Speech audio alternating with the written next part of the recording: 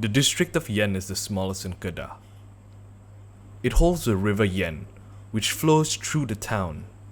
But if we follow it upstream, it leads to the primary source, which would be Kedah's peak, also known as Gunong Jerai, which the myth Hikayat Merong Mahawangsa dubs to hold the lost city of Langkasuka.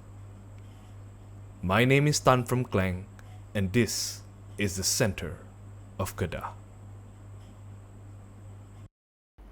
With a rain of stone and mountains, Garuda attacked the convoy, sinking the ship containing the Prince of Rome, who his escort, Raja Merong Mahawangsa, manages to thinly escape, last seeing the prince floating by a plank.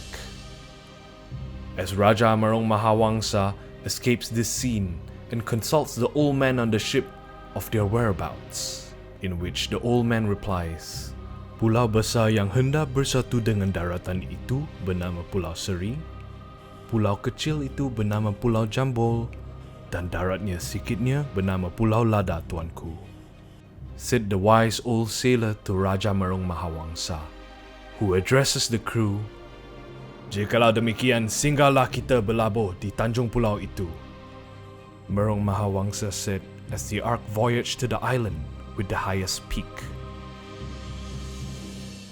Whereupon they would meet the local tribe, who were orcish-like beings.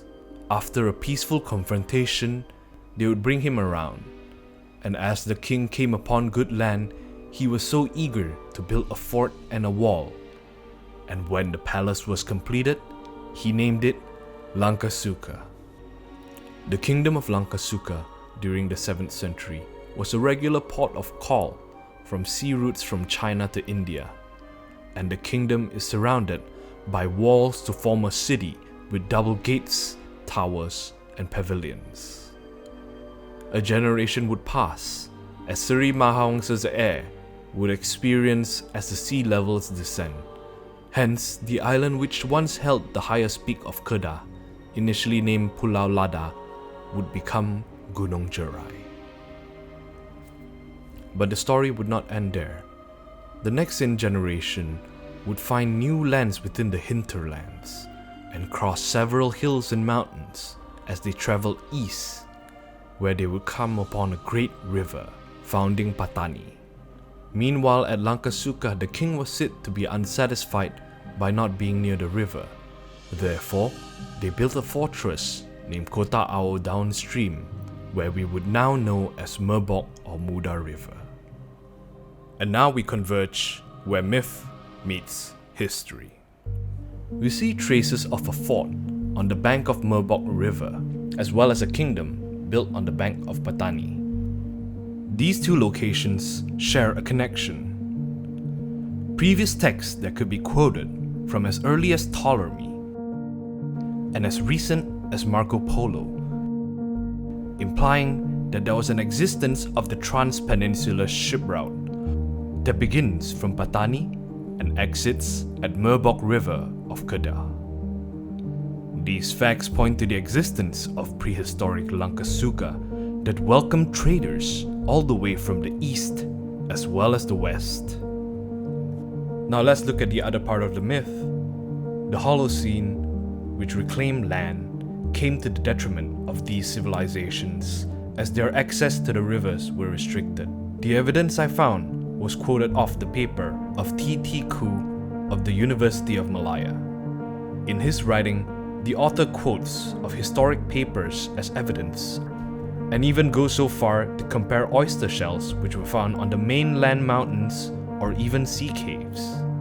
Which existence of sea fauna on land solidifies the theory of prehistoric lowering of sea levels. Finally, he speaks of the valley of Yen and Raga, which sea levels decrease significantly, today forming only the river Yen, which extends to the seafloor, which the town probably shares its same namesake, Yen, once upon a time a part of the ocean, which witnessed the sail of Raja Merong Mahawangsa on his voyage before finding the gilded city of Langkasuka. Today, instead, sits the center of Kedah.